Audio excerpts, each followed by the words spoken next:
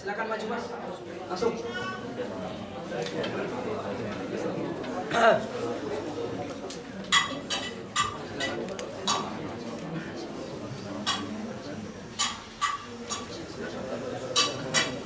Bismillahirrahmanirrahim. Assalamualaikum warahmatullahi wabarakatuh. Nama saya Ahmad Farid, pelajar ditujukan kepada Kiai Harun. Bismillahirrahmanirrahim. Di Indonesia sering saya dengar, karena saya pernah baca, mulai dari waktu saya kecil tahun 2000-an saya mulai dengar bahwasanya banyak terjadi konflik yang awalnya adalah antara NU dan Muhammadiyah, kemudian berpindah menjadi Sunnah dan Syiah, kemudian berpindah lagi menjadi Sunnah dan Wahabi dan lain sebagainya. Dan banyak yang mengatakan dan banyak saya dengar bahwasanya ini adalah kelakuan dari Yahudi. Nah, cuman ya ada yang mengatakan seperti itu. Dan adalah kelakuan dari Yahudi yang ingin menjadikan Islam itu pecah seperti itu. Nah, terus saya tidak paham dari mana kita melihat bahwasanya di situ ada campur tangan dari Yahudi. Jadi sebab dari terpecahnya atau terjadinya konflik ini adalah Yahudi. Ini bisa dilihat dari segi apa? Mungkin hanya seperti itu saja pertanyaannya. Kurang lebihnya terima kasih. Assalamualaikum warahmatullahi wabarakatuh. Kemudian pertanyaan berikutnya, silakan maju.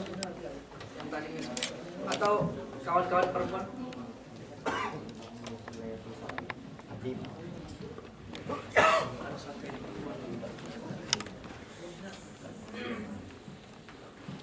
Assalamualaikum warahmatullahi wabarakatuh. Saya Muhammad Adi Zainul Haq. Bicara mengenai NU pasti tidak lepas dari pembahasan kultur organisasi NU. Yang ingin saya tanyakan di sini, apakah kultur lemah manahnya NU bisa dijadikan pendekatan manajemen konflik di Timur Tengah? Menjadi pendekatan manajemen sektarian konflik di Timur Tengah. Mungkin itu. Pak Kiai Harun, kemudian nanti akan dilanjutkan langsung ke Kiai Haji Abdul Hujat sama Kiai Murtado. Mungkin pelengkap. Silakan. Terima kasih. Pertanyaan pertama dari Said ya. Terkait dengan apakah ada konspirasi Yahudi dalam pecahan umat Islam. Saya sulit untuk menjelaskan konspirasi Yahudi karena saya sendiri tidak bisa menjelaskan di mana letak konspirasinya ya.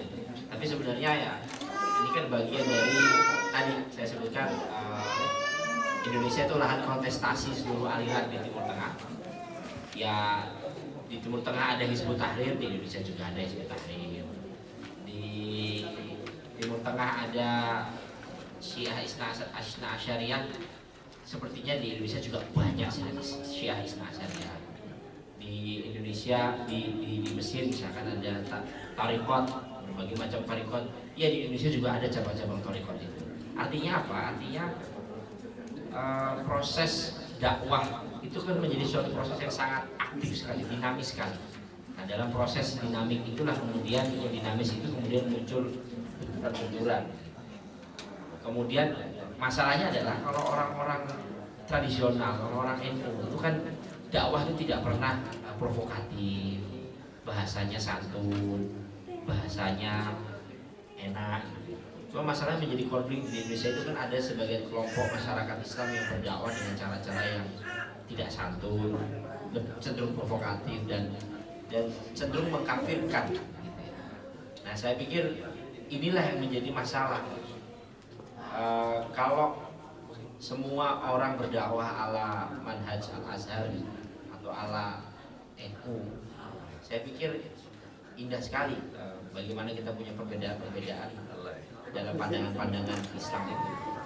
Cuma persoalannya kan di Indonesia sekarang tidak.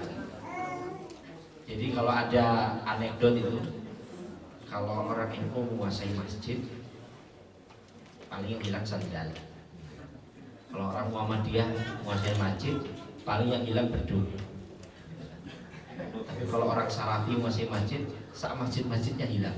Ada diklaim semua. Nah, ini guyonan, saya nggak tahu dari mana. Ada artinya apa? Bahwa proses menguasai masjid itu terjadi di Indonesia. Dan bukan saya mengatakan bahwa sekarang itu juga pada tataran politik sudah ada juga di Indonesia orang-orang yang selalu membela kepentingan NU, selalu membela kepentingan Salafi, selalu membela kepentingan Syiah. Sekarang ini orang sudah masuk ke dalam parlemen semua dan dia berjuang melalui sistem politik Indonesia. Nah, ini kita harus cerdas. Mengapa saya katakan bahwa kita harus baca siapa dia, siapa dia, sehingga tahu bahwa apa yang dikampanyekan, apa yang dipropagandakan itu siapa sih di belakangnya dia. Dan saya pikir dengan arus media massa seperti sekarang ini, kader-kader NU bisa mudah sekali mengetahui dinamika itu. Kalau kita baca, kita lihat TV misalkan, lihat TV One, oh ya yang punya TV One siapa, oh ya beritanya seperti apa. Lihat Metro TV, oh Metro TV yang punya siapa, beritanya seperti apa. Kita sudah bisa, dan itu kita pakai untuk memfilter ya. Dengan cara kita mendalami sumber-sumber berita, kita bisa tahu, oh dia ini yang punya ini, dia orang ini. Kalau kita baca berita masyarakat misalkan, oh yang punya siapa, beritanya seperti apa, udah ketahuan kan gitu. Jadi teman-teman jangan pernah berhenti untuk belajar, untuk baca. Meskipun pada saat bersamaan di sini menunaikan kewajiban sebagai mahasiswa di Azhar. Dan yang kedua, saya menyambung ke kultur organisasi NU. Apakah kultur itu bisa menjadi pendekatan terhadap konflik di Timur Tengah? Iya. Ini yang sedang kita upayakan. Tapi saya teringat sekali kata-kata salah seorang peneliti di Australia yang mengatakan bahwa bangsa Indonesia itu bangsa yang inward looking country, bangsa yang selalu umek sama urusannya sendiri, tapi nggak pernah mau melihat keluar gitu. Coba begitu teman-teman sekarang ada di Mesir, apa yang ada di benak teman-teman? Kalau saya pertama kali di Mesir, berapa juta Mesir? 90 juta. Dengan bangganya orang Mesir bilang, ya natis ini Nasmah, matisin. Kita 260, lebih besar kita. Di Mesir itu berapa wilayah yang diduduki oleh orang Mesir? Wilayah secara geografis hanya 11% yang bisa dihidupi yang bisa ditinggali oleh masyarakat Mesir, karena yang subur hanya 11%. Indonesia kita mau tinggal di mana aja bisa. Milih, banyak pulau yang belum, jangankan di tempat ada namanya juga banyak itu yang belum ada namanya sekarang. Yang kita nggak tahu itu pulau ada orangnya apa enggak. Besarnya kita gitu, tapi kita nggak terbuka mata dan hati kita sebelum kita keluar dari Indonesia. Begitu kita di sini kita tahu, oh, kita itu besar ya, kita punya bangsa itu besar. Bergaul sama orang Malaysia berapa penduduknya? 26 juta aja, 26 juta. Sejabodetabek itu. Ya kan? Dulu Jabodetabek itu 21, ya tambah dikit Bandung sama Tasik lah. Itu sudah penduduk Malaysia ya. Ya kan? Kemudian kita belajar, Belanda pernah jajah kita. Luas wilayahnya cuma seluas Jawa Tengah. Luas wilayah Belanda itu hanya seluas Jawa Tengah. Tapi kok ya kita dulu bisa dijajah 300 tahun itu. Itu karena pintar, Belanda yang pintar apa karena kita yang goblok? Nah itu kita cari lah. Artinya apa? Bahwa tentu kita sadar bahwa bangsa besar ini harus dirawat. Merawat bangsa besar itu perlu hal-hal yang perlu berpikir besar. Nah, berpikir besar adalah berpikir untuk menjual, mengekspor, mensosialisasikan, mendiskusikan apa yang sudah terjadi di Indonesia dengan teman-teman di sini. Saya bangga sekali kalau saya ketemu dengan teman-teman ASEAN di Mesir. Contoh misalkan, wah kemarin di kedutaan ada demo ya. Teman-teman Malaysia dengar kan, orang Brunei dengar, ada demo di kedutaan Indonesia. Saya dengan gampang bilang, ya tapi biasa di Indonesia demo setiap hari. Kita nggak alergi sama demo, biasa aja.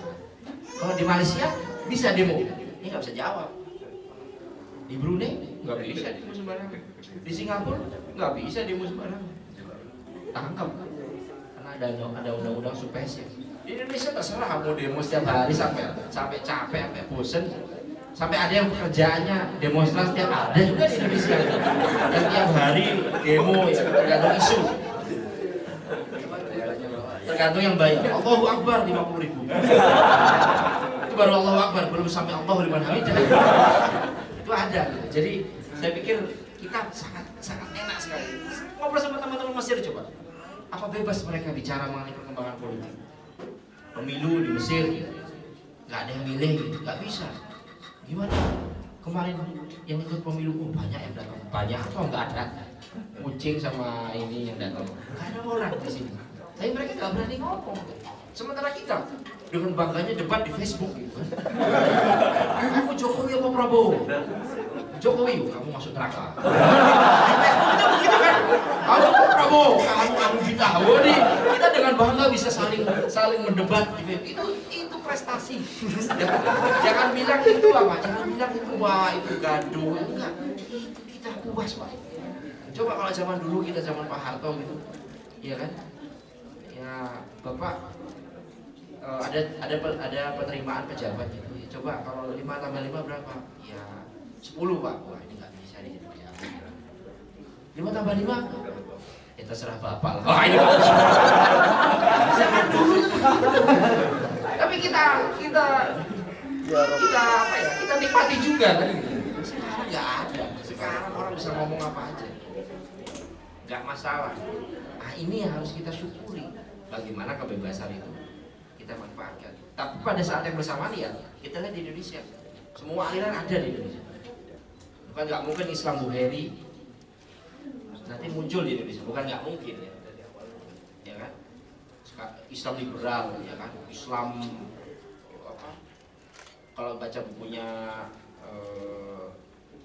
siapa tipologi pemikiran Islam itu macam-macam. Ada Islam liberal, ada Islam jaringan Islam moderat, ada Islam Nusantara, ada Islam dangdut ya kan. Wah itu lucu, macam-macam. Tapi ya kita yang akhirnya memilih gitu. Saya nggak cocok. Nah di sini peran dari teman-teman alumni Al Azhar bahwa anda lah yang kemudian nanti pulang meluruskan itu. Gitu. Makanya menjadi penting loh. Orang-orang Indonesia yang sekolah di Azhar karena apa? Karena pulang akan mempengaruhi perilaku. Yang ngelawan orang-orang yang suka ngafir-ngafir itu ada semua nanti. Melalui meja, melalui khotib-khotib, melalui mimbar-mimbar Anda yang akan berhadapan, bukan saya. Kalau saya musuhnya kedutaan lain gitu. Tapi kalau Anda musuhnya itu yang sekarang sok-sok ngomongin bid'ah misalkan. Nah itu sampai nanti akan menghadapi, bukan saya. Jadi saya tenang saja.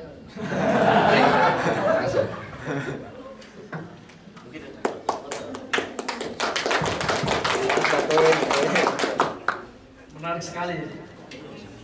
Mungkin langsung saya lanjutkan silakan ke Kiai Haji Abdul Hamid Syah untuk. Baik.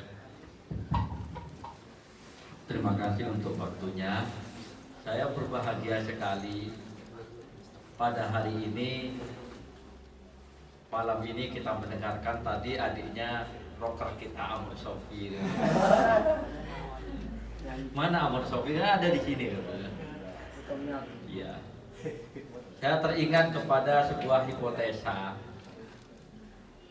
menanggapi apa yang disampaikan oleh Pak Harun tadi, bahwa yang nanti akan pulang ke Indonesia itulah yang akan menangani fenomena-fenomena kecenderungan yang berkembang di masyarakat, yaitu para alumni Al-Azhar. Kalau kita perhatikan fenomena yang ada, para kiai-kiai yang fenomenal alumni Al-Azhar atau alumni Timur Tengah atau bukan alumni Timur Tengah sekalipun, yang fenomenal rata-rata dulunya adalah penyanyi ketika di kayu. Jadi saya mempunyai hipotesa nanti loh, malam hari ini kalau seandainya kita tidak melakukan penguatan azwajah, kita tidak melakukan penguatan ke-NU-an dalam forum kita yang tercinta ini bagaimana nanti orang-orang yang penuh karismatis, para penyanyi-penyanyi kita ini begitu pulang ke Indonesia akan menjadi ulama, akan menjadi tokoh fenomenal. baik dari kalangan modernis ataupun kalangan tradisional. Sampai Gus Dur pun bisa nyanyi syair Tatawaton. Habib Lutfi juga adalah penyanyi. Beliau main keyboard segala macam, adalah ulama yang fenomenal. Bisa jadi suatu saat nanti kita akan melihat bahwa Amr Sofi adiknya dan yang semacam justru akan lebih fenomenal dari keluarganya yang biasa-biasa saja. Maksud saya biasa-biasa saja itu adalah tidak menyanyi di Kairo. Karena tidak menyanyi di Kairo, maka tidak fenomenal, tidak menjadi ulama yang karismatis di Indonesia. Sahabat-sahabat sekalian, peran terbesar NU dalam memecahkan konflik sektarian itu, menurut hemat pribadi saya, terletak pada satu kesadaran bahwasanya NU itu adalah sekte, atau katakanlah merepresentasikan sebuah sekte Ahlus Sunnah wal Jamaah, tetapi tidak sektarian. NU itu sekte. Kalau kita dikatakan, wah ini amalanmu salah, kita tidak terima. Tetapi kita bisa menerima perbedaan yang berkembang di masyarakat. Itulah maksudnya kita itu sekte, tapi kita tidak sektarian. NU itu tidak sektarian, tapi sektarian. Sektarian itu dari dua kata, yang satu sek.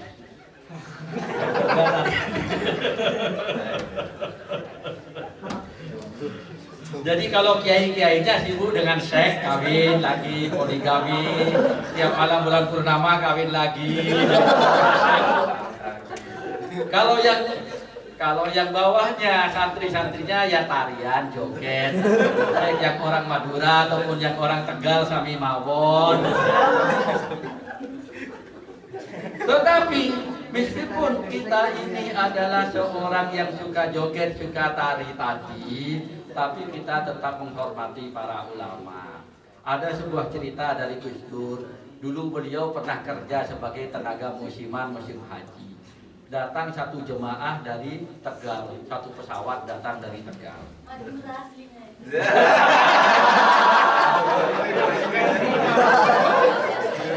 Menurut sahih riwayat, jemaahnya datang dari Tegal. Kebetulan para porter yang akan mengambil barang itu orang-orang Yaman. Mereka rebutan bawa barang. Kenapa? Semakin banyak bawa barang dibawa, semakin banyak ongkos dan bayaran didapatkan. Kalau tidak ngangkut banyak, tidak dapat ongkos yang banyak, tidak dapat honor yang banyak. Jadinya mereka rebutan. Karena mereka rebutan, mereka bertengkar. Ketika bertengkar, apa yang terjadi? Jemaah Tegal itu langsung kelilingi mereka, itu langsung amin, amin, amin. Kata Gus Dur langsung, ya waktu itu tembus ya, sama dengan kita dulu. Pernah kerja jadi tenaga musiman musim haji Gus Dur itu. Mendekati, ada apa bapak, ibu kok jadi amin-amin semua? Ini Pak, ini dua orang ini lagi berdoa khusyuk sekali pakai bahasa Arab. Makanya kita di sini amin semua. Kenapa? Ya itulah, ada semacam keinginan hasrat, kesadaran kuat, sadar atau tidak sadar untuk menghormati kiai. Karena kiai adalah representasi sekte kita itu. Terlepas bahwa itu seperti apa kiainya, pokoknya ini kiai, ini ulama, ini warasatul anbiya dan seterusnya dan seterusnya. Tetapi kita itu bisa menerima perbedaan yang ada, karena itu NU adalah sekte dan tidak sektarian. Sahabat-sahabati sekalian, pada tahun 2004 ketika Kiai Haji Hasyim Muzadi datang, waktu itu ya ini istri saya yang tercinta, yang tersayang.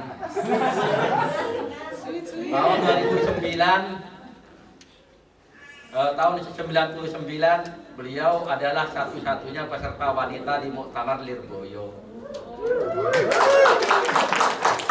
Dan kemudian pada tahun 2004 beliau dalam sejarah NU satu-satunya perempuan yang pernah menjadi ketua, salah seorang ketua PCI NU.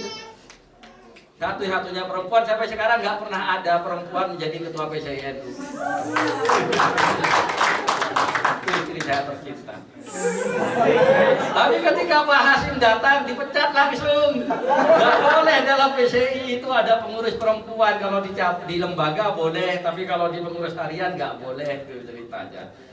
Di antaranya yang saya ingat dari dawuhnya Kiai Hasyim Muzadi pada saat itu, beliau bilang PCI NU itu adalah duta besarnya NU di luar negeri. Waktu itu kita merumuskan lembaga-lembaga apa yang bisa diadakan. Kita ingin mengadakan juga namanya lembaga perekonomian. Pak Hasim nggak setuju. Nggak usah. Tugas kalian itu di Kairo itu belajar. Tugas kalian di Kairo itu ngambil apa yang manfaat di Kairo, menjadi duta besar kami, sampaikan kepada halayak ramai, kepada dunia, kepada orang-orang Arab ini loh Islam Indonesia, ini loh NU. Kami punya kepentingan, kami butuh hubungan internasional kalian yang menjadi orang-orangnya. Tugas kalian bukan cari duit, kata Pak Hasim, gak usah ada lembaga perekonomian. Itu yang kita ingat dari dawuhnya Pak Hasim pada saat itu.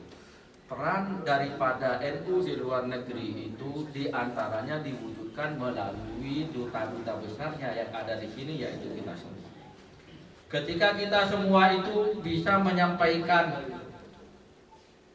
merepresentasikan dengan baik, ini loh ajaran guru yang diajarkan kepada kami, yang kami hayati sepanjang kami dulu di pesantren sampai saat ini, dalam tindak laku, dalam tingkah laku, dalam perkataan, dalam pola beribadah.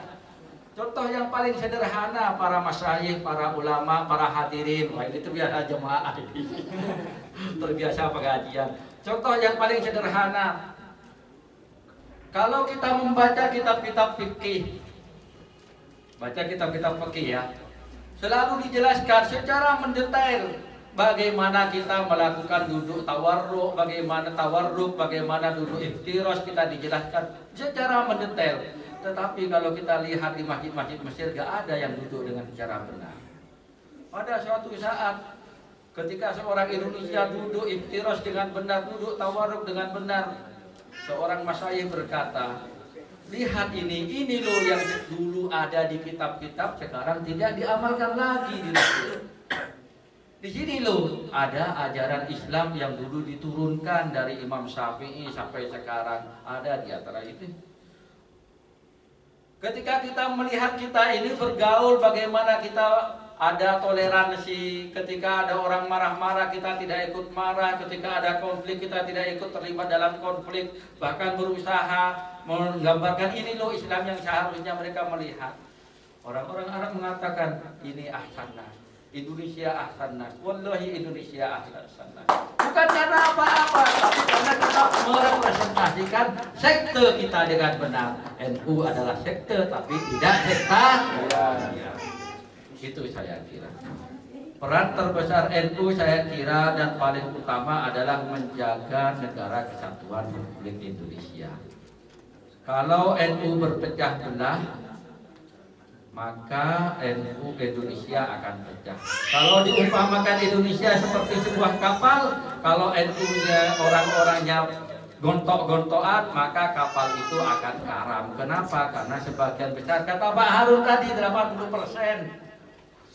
80% orang Indonesia itu berafiliasi loh. Harus Anda garis bawahi kata berafiliasi. Bedakan dengan mendapat menjadi anggota NU, mempunyai kartu anggota NU. Sampai sekarang saya diangkat oleh Al-Mukarram guru saya Kiai Mukhlas untuk jadi mustasar. Saya sampai sekarang nggak pernah punya anggota itu. Tinggal di print katanya Pak. Iya. Karena ketika dulu ada pembuatan, saya sedang di Indonesia, begitu dan seterusnya sampai sekarang. Tetapi ini berafiliasi. Pak Cecep mantan ketua PCI Muhammadiyah, tapi berafiliasi kepada NU. Termasuk yang 80% tersebut. Maka ada perkembangan-perkembangan para hadirin hadirat yang mulia. Zaman era Gus Dur, kita melihat peran paling signifikan daripada Gus Dur itu adalah menjaga eksistensi NU. Maka tadi dikatakan menyelamatkan NU, menyelamatkan Kiai As'ad begini supaya kenapa? Karena melihat Gus Dur adalah penjaga eksistensi NU. Kalau saya katakan Gus Dur itu adalah mujaddidnya NU. Seakan-akan pada malam ini ada sebuah hadis maudhu. Mohon nyuwun sewu para masayih ya Kiai Ihsan, gak usah dimarahi ini. Kiai Ikhwani gak usah disebut-sebut dalam kitab Al-Mawdu'at, nanti dibilang seakan-akan ada sebuah hadis pada malam ini bahwa untuk setiap 3 generasi akan muncul seseorang kiai dari keturunan Mbah Hasyim yang akan yujaddid NU. Untuk generasi cucu yang pertama, mujaddid pertamanya adalah Kiai Haji Abdurrahman Wahid. Selanjutnya, nah ini kalau saya ini tadi ini adiknya Gus Amud ini mengingatkan kita bernostalgia. Kami semua ini tidak pernah mengalami zamannya Pak Idam Khalid kecuali dikatakan kami belum balik ya Pak Harun. Kami mengalaminya Gus Dur. Gus Dur itu adalah penyelamat eksistensi NU, mujaddid NU, merumuskan bagaimana formula konon asasi yang dulu dibuat oleh Mbah Hasyim supaya bisa tetap fleksibel, bisa diaplikasikan, bisa menjawab tantangan zaman. Itu yang dirumuskan oleh Gus Dur. Kemudian diwarisi oleh Pak Hasyim Muzadi. Pak Hasyim Muzadi melihat bahwasanya NU ini jamaahnya besar. Beliau kebetulan sama dengan saya tamatan Pondok Modern Pak Harun. Beliau melihat, nah ini katanya Umar bin Al-Khattab, al-haq bila tadzim, kebenaran tanpa organisasi, tanpa organizing yang baik pasti akan dikalahkan oleh kebatilan yang teratur, yang terorganisir dengan baik. Betulkah demikian? Ya betul, kata Pak Hasyim. Maka Pak Hasyim pada saat itu beliau selalu mengatakan di Qo'ah Mu'tamarat Sholah Kamil, beliau menegaskan kepada kita, kami titipkan NU kepada kalian bukan untuk apa-apa. Kalian ini akan pulang ke Indonesia memperkuat visi menjam'iyahkan jamaah. Jamaah ini harus dijamiyahkan, harus diatur dari mulai tingkatan anak cabang, ranting sampai ke atas sampai ke tingkatan PB. Harus semuanya dipegang, diatur oleh satu tangan, yaitu Ketua Umum PBNU, yaitu Pak Hasyim. Itu yang menjadi urgensinya Pak Hasyim. Setelah 10 tahun diganti oleh Pak Said. Pak Said ini apa yang beliau lihat? Beliau melihat dengan visi yang kelihatannya agak berbeda sedikit. Aduh, orang NU ini kalau dipaksa-paksa, biasanya sarungan kalau disuruh pakai celana kok kayaknya abot, berat. Kalau biasanya pakai kopiah disuruh pakai jas, disuruh pakai pantalon kok kayaknya luar biasa, banyak yang tidak suka. Untuk hadir seperti itu, maka apa yang terjadi? Nah, ini banyak jemaah-jemaah. Maka Pak Said mengatakan ketika beliau di Makassar mengkampanyekan kita sekarang harus kembali kepada jamaah. Jam'iyah itu penting, tetapi jamaah jangan sampai kocar-kacir. Untuk memperkuat jamaah itu tidak ada jalan lain kecuali memperkuat pesantren. Kenapa? Karena pesantren itu menurut Pak Said itu adalah soko gurunya jamaah. Kalau soko gurunya ini tidak diperkuat, maka bisa dibayangkan seperti bangunan akan runtuh kalau pilarnya lumpuh. Itulah yang terjadi. Maka tapi visi menjamiyahkan NU tidak mesti ditinggalkan, tetapi perlu diteruskan kader-kader, perlu dilakukan semacam modernisasi sedikit demi sedikit supaya tidak orang NU supaya tidak kemarau, orang NU supaya tidak meruah, orang NU supaya tidak terkejut, malah gak bingung dan seterusnya. Dilakukan seperti misalnya pengalihan aset-aset pribadi. Bukan hanya ada jamaah, tapi juga ada jamiah NU. Itulah kurang lebih sahabat-sahabat sekalian peran kita semua nanti untuk kembali ke Indonesia. Saya kebetulan orang yang beruntung belajar lebih dulu dari adik-adik, beruntung kembali ke Indonesia lebih dulu daripada adik-adik dan melihat apa yang terjadi. Saya melihat yang pertama seperti yang saya katakan tadi, yang fenomenal di Kairo dalam bidang tata suara nanti akan fenomenal sebagai kiai terkenal di Indonesia. Sementara yang lain-lainnya, nah ini menjaga meruat masyarakat, jemaah dan jamiah NU. Saya kembalikan kepada moderator. Terima kasih, mohon maaf kalau terlalu panjang. Terima kasih. Ini sudah sempat saya berikan ke Pak Minaldo juga komentar untuk closing statement.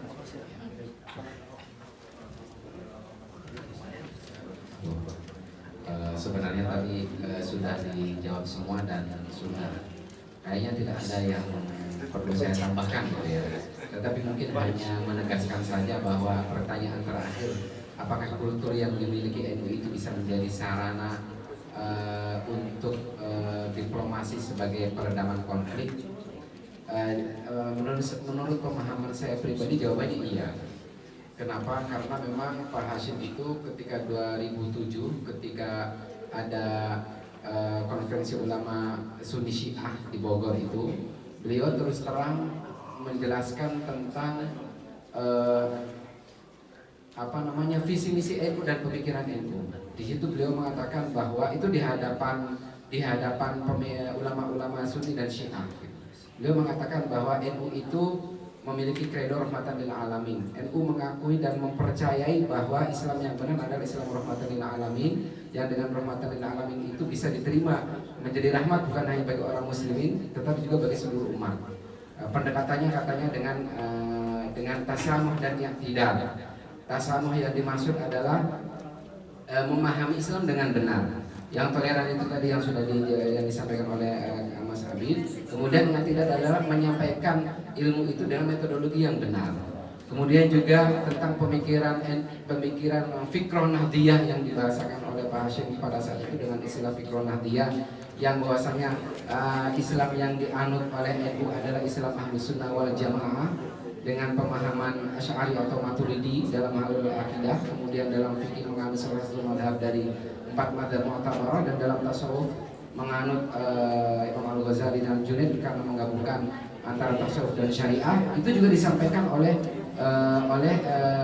Pak Hashim ketika beliau berceramah di depan ulama-ulama Sunni dan Syiah. Bahkan konferensi ICIS yang keempat itu terang-terangan menggunakan judul menggunakan pendekatan Thoriqoh.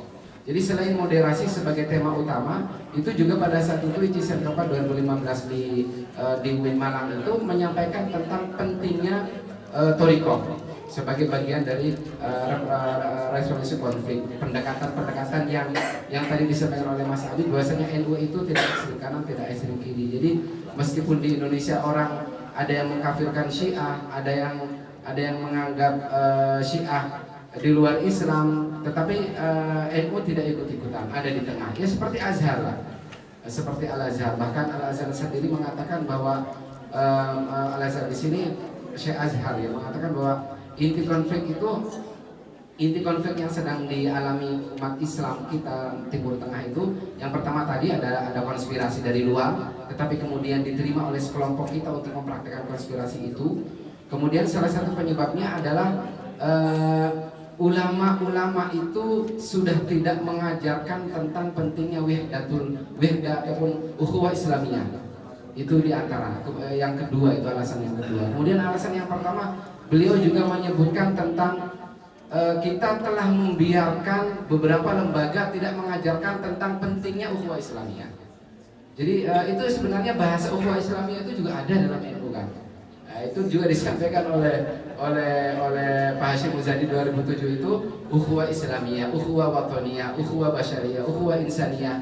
Jadi sebenarnya pemahaman yang dimiliki oleh kita NU itu sudah sama dengan pemahaman yang dimiliki oleh lembaga-lembaga Islam lain, bahkan lembaga Islam terbesar yaitu Al-Azhar.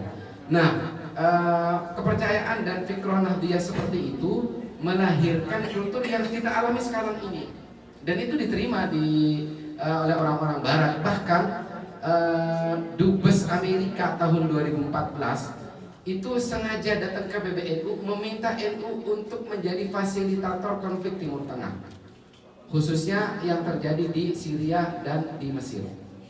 Gitu kan? Ya dengan tradisi yang ada di NU, karena memang NU kan tidak mau ikut-ikut konflik. Meskipun dikritik, orang NU itu kayaknya punya kepercayaan katanya dengan itu. Teman kita sendiri itu yang bilang itu. Mungkin orang NU mempercayai bahwa dengan tahlilan dan sholawatan konflik Islam akan selesai. Itu ada yang bilang itu sama saya. Saya bilang, loh, itu jauh lebih baik sholawatan dan tahlilan daripada kerjaannya ngibulin orang dan bikin keributan. Loh iya kan? Orang lain yang bikin keributan, tapi kita yang menyelesaikan, kadang seperti itu kan.